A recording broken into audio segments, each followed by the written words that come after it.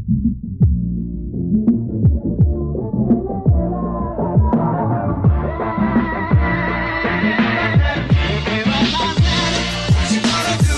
guys, sorry for interrupting. I'm Lou Nieves Jr. alongside Jesse Torres. And today we have a special guest on our 17th episode. Yo, man. Fabian from Oye Mi Gente. Mi gente, ¿cómo estamos? Estamos prendidos. We lit.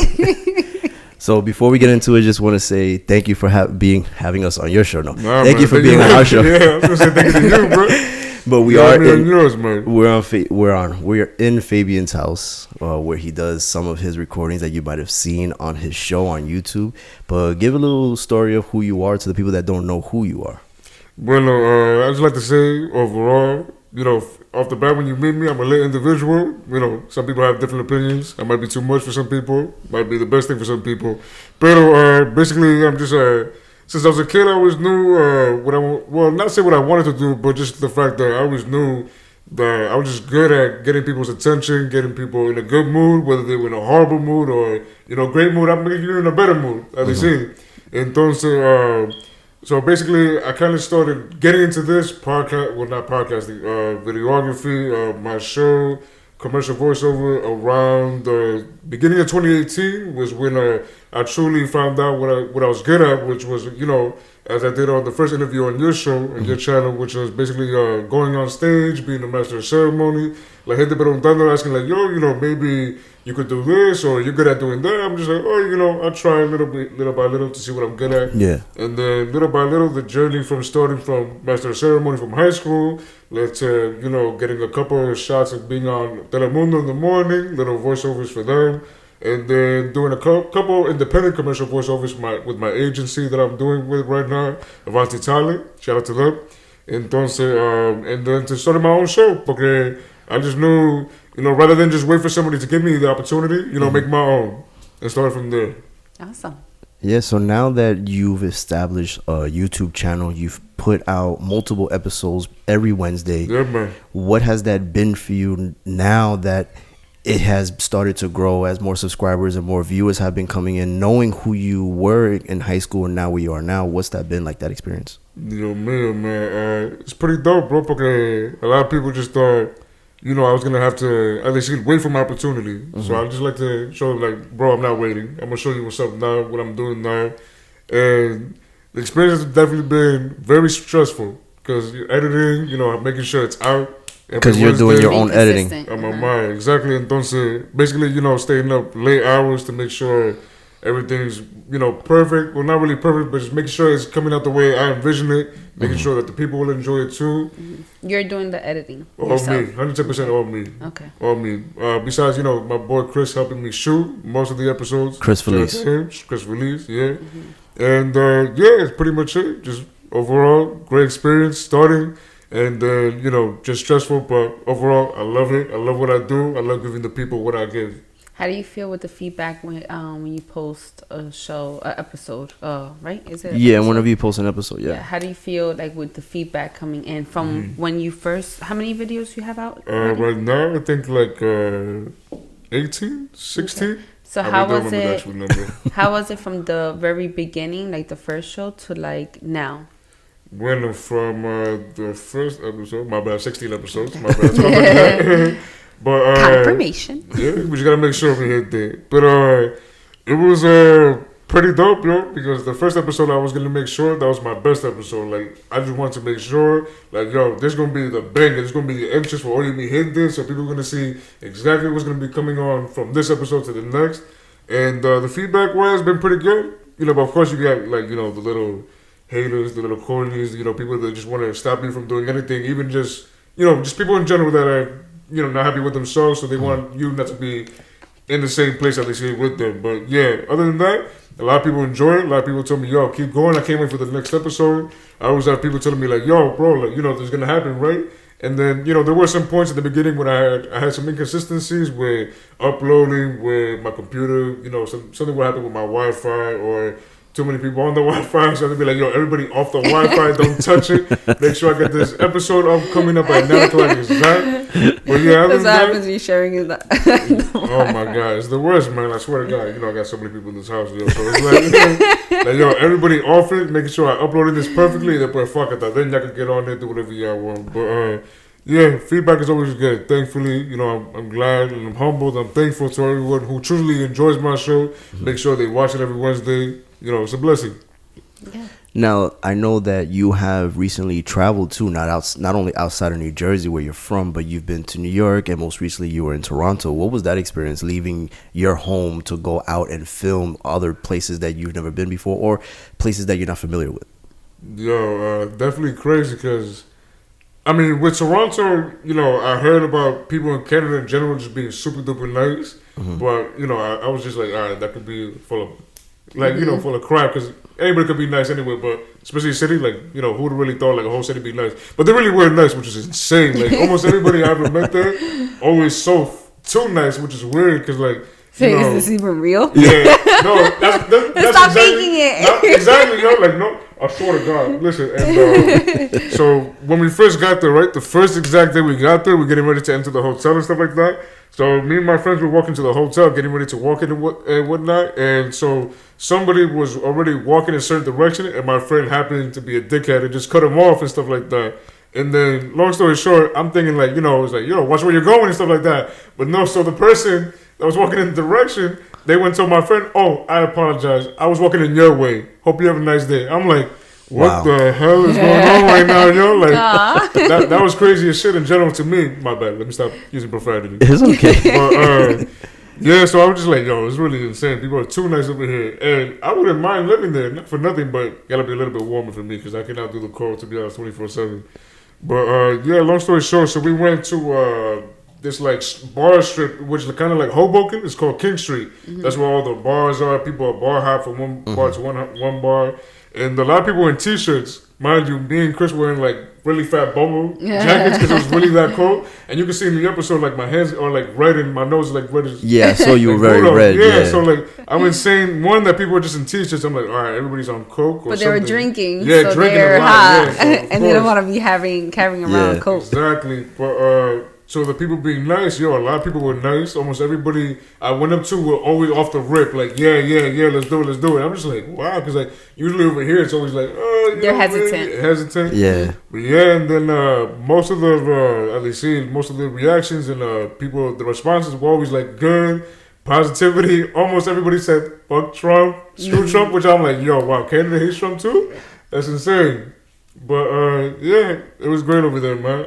I couldn't expect anything better because I didn't expect anything better. I was just gonna be like, all right, but you know, hopefully these people are cool. Yeah. But everybody was, you know, really loving, real positive, good energy in Canada. What it was like going to New York in Times Square, being that there's so many tourists. Yo, it was the opposite. People were like, you know, exactly the way I expected it. Like, you know, you had some like, bro, I'm not doing it. Some people looking at me like, you know, you're not having me on your show. And then you have some people that were hesitant and then, you know, went on there after.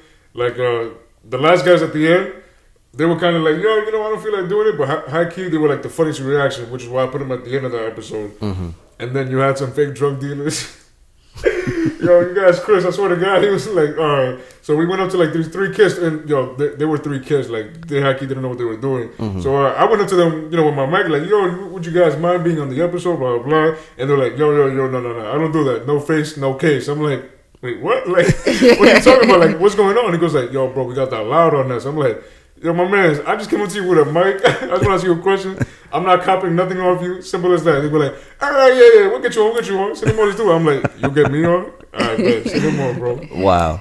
So now that you've established like some type of following, and you have done episodes outside of your home, what were the episodes that you did in the home, including your family, like your mom and your brothers? What was that like? Like when you asked them, hey, you guys want to be on a show, what was that experience for them?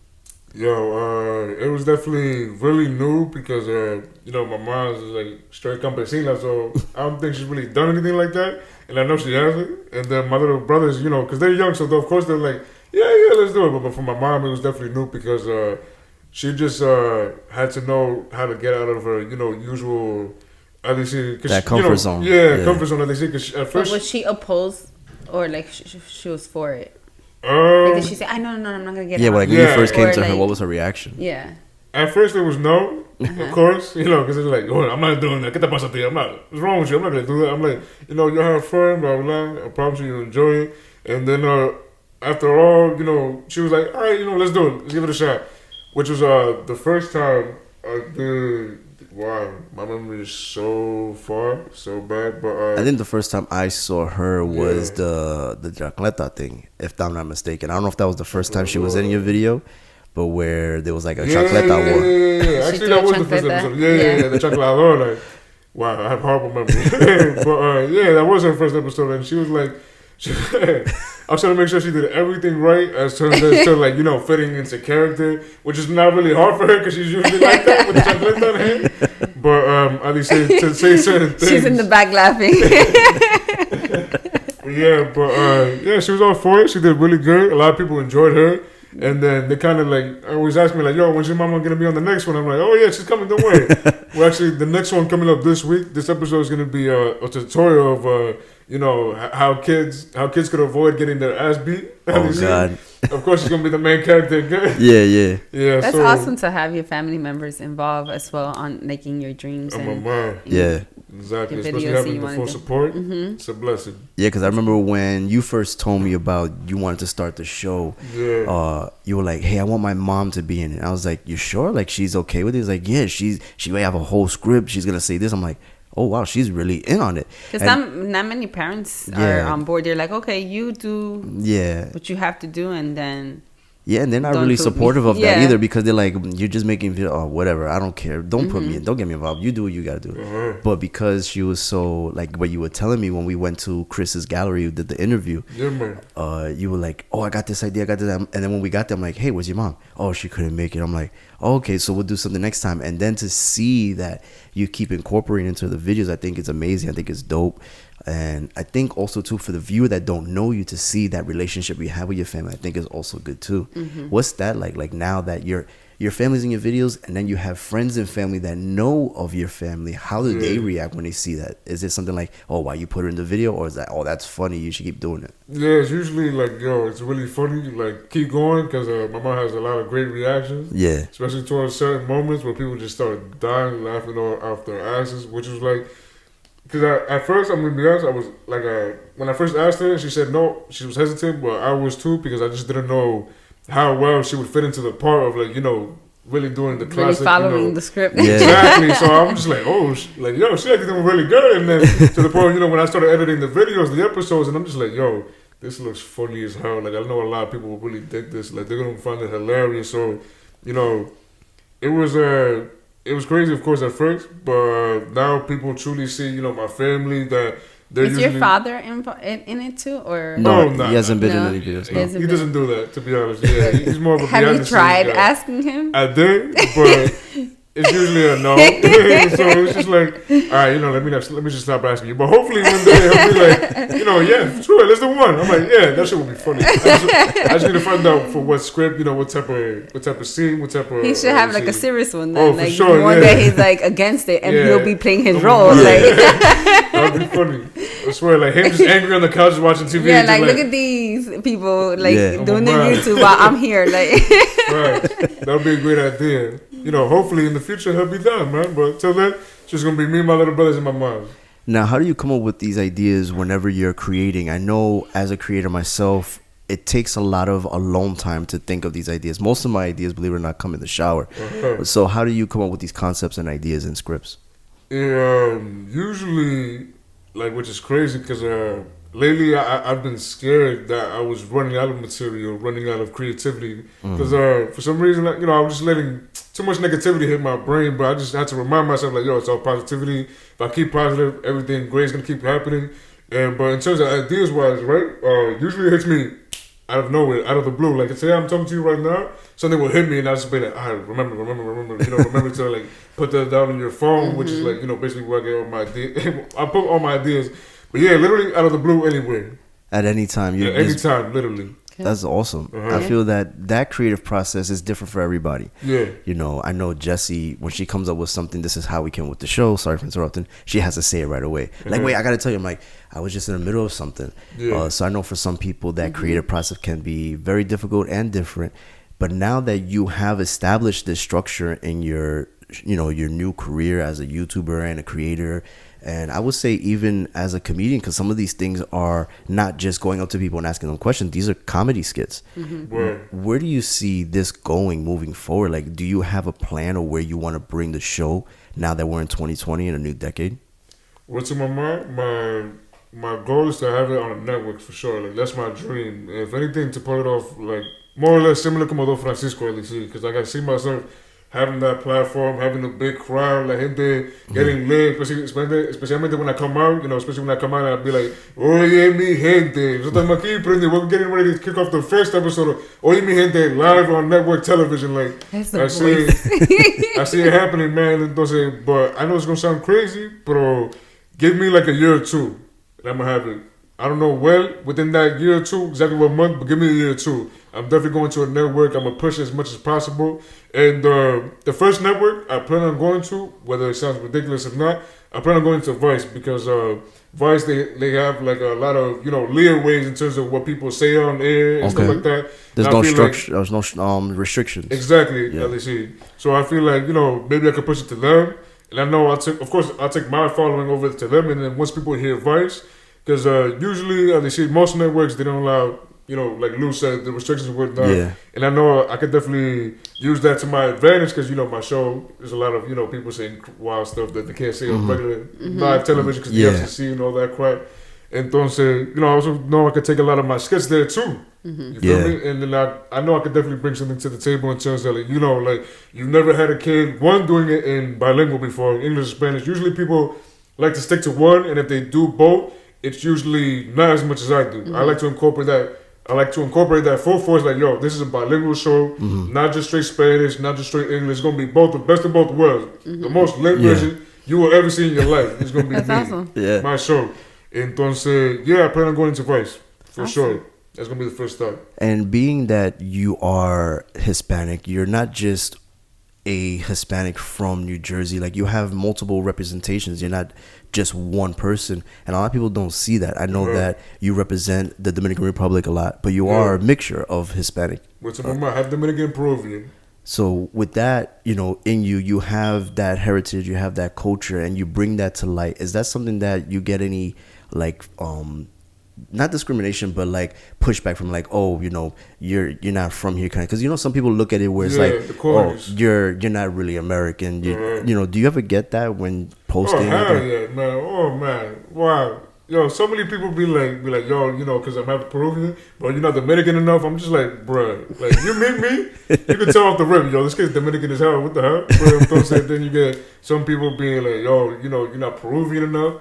And wow. The only reason why I gave him the Peruvian part is because, obviously, when you do meet me, I don't know, when you guys have met me, you're like, yo, this kid is Dominican and shit. Like, that's because, you know, I grew up mostly around my Dominican side than I did with my Peruvian side. Gotcha. You feel me? And then, you know, also, like, you know, the Dominican culture compared to the Peruvian is just a little bit more, it's like more vibrante, more energy and stuff like that. But, you know, off the rip, when people ask me, yo, you know, what country you from? I'm like, always. You know, I'm Dominican, Peruvian. 100%. So you never keep one out. You always, you always represent both sides. And I let people know, especially on my show, and then, you know, once you go to, you see my channel, you see both flags, Dominican and Peruvian flag. Also, on my Twitter, my IG, I let people know off the rip. This is what I'm representing. This is what I'm about. Yeah. Hate it or love it, it's me. Punto. That's it. Good.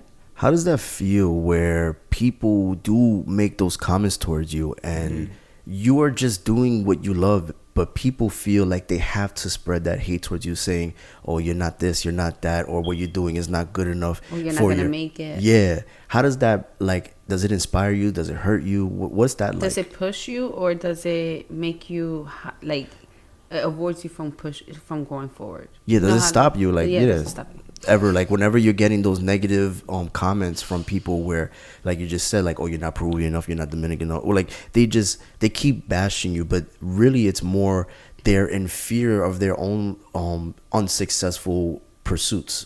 How does that feel for you? Like, how do you move that aside and push forward? The way you just said, high-key, a little bit of both. Especially in the beginning, it stopped me, which is why, I told Lou and also had the interview with him way in the early 2018, which is when I literally told myself, I'm like, bro, I'm gonna release this in like 2 months after we had the interview. But man, I stopped and like I was just letting too much bad stuff get into my head, which is like people need to realize is that mentality over anything, no matter what you're going through, what position you are in life, whether you're on the street, you got a home. You can literally be in the best place of your life or the worst place of your life if you allow your brain, your mind to get to that point. Yeah. And so, in the beginning of 2018, which is when I planned on, I said May. Yeah. I released it in October just because I just let myself get to a place where, one, I should have never been. Two, I just let too much negativity, people I cared about, truly in my heart, where they just tell me like, bro, you're not gonna make it, bro, you're not that funny, And these are your own people you're talking about. My own people, man. And then that kind of hit me like real low because it was just like, I was expecting for them for support. Yeah. Whenever they started anything, me and Jen was a friend, bro, you got it. Let's get it popping, bro. You gonna do it? Let's get it started. No free on my mouth. That's just been me overall in general. But when people I cared about told me that, it kind of did send me back for a little bit. But entonces, thankfully I had good friends too that truly gave me the support, truly gave me the drive. Lou, one of them, you too, man. I appreciate both of y'all. Entonces, I finally getting to that breaking point when I first went to shootout was with Alex Ruff. Shout out to my guy Alex. Yeah, I remember. Entonces, we went on Bergen Line, and that was me truly like getting it started. Like I had the mic flag ready, let's go. But it wasn't a great idea to start on Bergen Line just for the simple fact that, wherever you shoot, especially like something like that, like my show where you go up to people asking questions, it's always about the environment. Yeah. Whether it's good environment or bad environment. But also you can pull up some stuff in the bad environment depending on your approach to people. But entonces, long story short, it was a disaster. It was horrible. It was so bad. There were people that thought I was immigration. No way. Yeah, man. Ask Alex, and then they were like, "Yo, no. I don't feel like being on camera, shit like that." Or of course, you have the people say no, and oh man, and then that shit hit me so bad. That was discouraging to you. Extremely discouraging. Like, we went, we sat on the sidewalk and shit like that, and I was just being so negative, to the point where Alex was just like, "Yo, cut that shit out, relax. It was just a bad day, keep it pushing." But I didn't realize that people have development. In anything and everything. You need to develop from somewhere. Your first try will not be the best try, and if it is, you're blessed. You're lucky. Shit. Because mostly everybody so badly the first time. They mess up 110% completely. Because that's where they learn from. Yeah, you have to learn from your mistakes. I know that for me, when I first started my YouTube channel, I literally went to my aunt's house in Virginia, recorded my trip there and back. And a lot of it was really learning and then editing again because I went to school for film and I had to learn everything all over again. And it was very difficult. And then sometimes it was even discouraging, like, damn, this is not good. I shouldn't do this. And then I didn't even know the rules to social media as far as like posting it like on YouTube. I couldn't use other people's music. It was copyright infringement. And then they would take my video down. I'm like, I worked so hard on that. Why? And then I had to learn the rules and that stuff was discouraging. But to hear that you had someone, for me, I didn't have anyone. You had Alex Ralph, who has some idea of how to film and what to do and to get out of that funk. He's been doing it for so long. To have that support, and then to have Chris do your filming at some point, to have that other support, because you didn't have any of that. You would just had this idea, but you couldn't get it, and then to have these people support you, I think is amazing. And I wish I had that when I first started. But now that I've grown and I've developed, friendship with these people such as yourself, and then meeting Jessie and putting her on to our podcast, and she's learning. That whole thing is really like learning as you go. You're never gonna get it right the first time. And I know for Jessie it was very nerve-wracking doing the first podcast. I know it was nerve-wracking even getting her on camera. So she's not as photogenic or videogenic as such as you started at a young age, 17 in high school, and you wanted that. I don't know what y'all talking about, but I appreciate it though. What you said? I'm ugly, man. I'm no, not beautiful. Like it has nothing to but I appreciate the compliment. I'm gonna take it 100%. Thank you. What I'm saying is that you were not afraid of that light. Like, you wanted that attention, where some people, they stray away from it, but then you continue even after those faults and, You kept pushing. Yeah, I think that's encouraging for people that are watching for the first time. What is that for you to tell the people that are just starting as well, like you are, to continue, not to stop, just to keep pushing, and even if you make mistakes and it's bad content, to just ignore that and just keep going? I mean, real quick, just so we get that part, when you talk about me being nervous, come on, like Jess, hell no, I was 100% nervous. Really? 100% nervous. Like, overall, wow. even when I went on stage, it was just me forcing myself, at least, because I would have never known from the stuff that you show me. From the confidence level, you have a great confidence level to start off with. I'm a map, pero, so that's got to be a switch where you're nervous and you're like, I got to do it. And then, exactly. Nobody would ever notice that. I get into it when I do it, but before I started, I'm always like nervous. And my mind's always like, holy crap. Really? Yeah, especially when I first started the show, like going up to people because I'm like, I don't know what to expect. But I'm don't say, when I'm finally into it, that's when my rhythm comes in. That's when I'm like, all right, Mi Gente, let's get it started. Mama, let's go asking some retarded questions, some dumb questions. My fault. Let's not take out the R word. Let's go asking some stupid questions where people will get opened up about it, get funny about it. Let's get it popping, mama. But before that, I'm always a nervous wreck, man. I'm just like, holy, I'm really about to do this. But what do you tell yourself to get to that point where you're nervous and then just going? Like how do you hype yourself up? Yes.